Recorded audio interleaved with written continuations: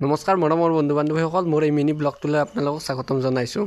আজি আমি যাম, মনোজক লগত লৈ পেলাই যাম ধমধমা হনুমান মন্দিৰ। বলক, আহি আছোঁ ধমধমা। এইটো ৰাস্তাৰে আজি প্ৰথম আহিছোঁ, মই এইফালেৰে আহি পোৱা নাছিলোঁ। বলকচোন, পিছফালে মনোজ বহি আছে। আহি পালোঁ আমি, হনুমান মন্দিৰ পাই গ'লোঁ। মানুহ চাওক, বহুত মানুহ আহিছে আজি, বহুত ভক্তপ্ৰাণ ৰাইজ আহিছে।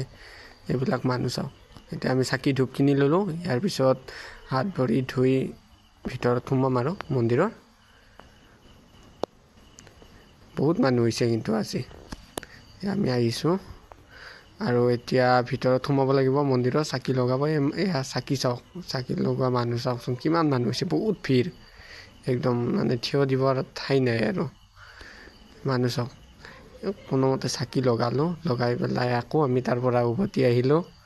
বেছি দেৰি ইয়াতে ৰখি থকা নাই আৰু আহি আমি ধমধমাৰ চকত ৰখিলোঁ। ৰখি এতিয়া অলপ পেট পূজা কৰি লওঁ। পেট পূজা কৰিলে আকৌ আমি ঘৰলৈ গমন কৰিলোঁ। এইটো আছিল প্ৰথম বহাগৰ দিনাৰে ভিডিঅ'। অলপ দেৰি হ'ল ভিডিঅ'টো আপলোড কৰোঁতে। Thank U.